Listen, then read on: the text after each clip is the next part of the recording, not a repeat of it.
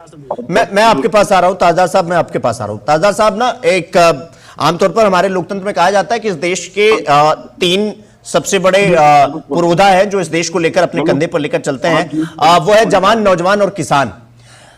जवान की तो वो तो बॉर्डर पे खड़ा है, किसान अपने खेतों में है, लेकिन जो ये नौजवान है ये तो लखनऊ की सड़कों पर पड़ा है और चल भी नहीं रहा, रेंग रहा है। इन तस्वीरों को लेकर आपकी प्रतिक्रिया, और जिस हिसाब से ये पूरा सिस्टम चल रहा है, मामला 2018 से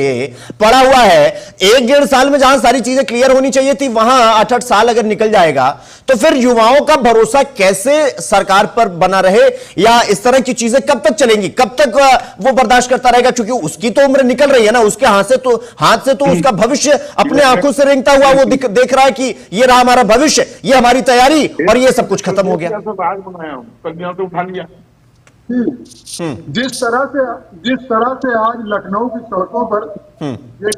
एस्पिरेंट टीचर जो है रेंगते हुए 42 से 44 डिग्री टेम्परेचर में दिखाई दिए, वो बहुत ही दुर्भाग्यपूर्ण है। इस तरह की सीन और इस तरह की तस्वीरें आज के दौर में भी अगर इस डेवलप्ड कंट्री, जिसको हम लोग कह रहे हैं, हम लोग डेवलप्ड हो गए हैं, इस तरह की तस्वीर अगर शहर की या स्टेट कैपिटल की सड़कों पर दिखाई दे तो इससे बड़ा दुर्भाग्यपूर्ण कुछ हो नहीं सकता। रह गई बात एस्पिरेंट टीचर्स की, तो वो पिछले 8 साल से संघर्ष कर रहे हैं और उनके संघर्ष की ये हालत है कि वो हर हफ्ते ये जो आज तस्वीरें आप देख रहे हैं, वो हर हफ्ते इस तरह के संघर्ष करते हैं। हर हफ्ते वो घुटनियों के बल, क्या कहते हैं, लेट के जो है बेसिक एजुकेशन मिनिस्टर जो है उसके वहां जाते हैं मिलने के लिए, लेकिन कुछ होता नहीं है, कुछ भी कॉन्क्रीट डिसीजन आज तक नहीं हो पाया।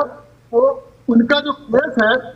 वो सुप्रीम कोर्ट में पिछले 7 साल 8 साल से पेंडिंग है, और सरकार ने उसको प्रॉपरली जो है जिस तरह से उसको परस्यू करना चाहिए था उस तरह से परस्यू नहीं किया। अगर ढंग से परस्यू करता है तो ताजा साहब, सवाल वही है ना कि अगर आज नौजवान सड़क पर लेटा है, उसका विश्वास सरकार से डगमगाया है, उसके पीछे भी तो कई कारण है ना। उसको यह लग रहा है कि भाई सरकार हमारा पक्ष मजबूती से नहीं रख रही है, वरना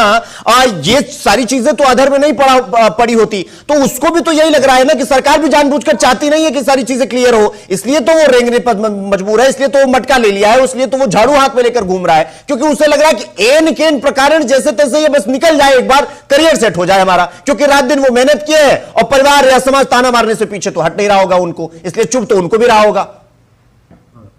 नहीं, ठीक है, वही मैं कह रहा हूं कि अगर सरकार इस केस को हैंडल करती ठीक से और ठीक से कोर्ट में, सुप्रीम कोर्ट में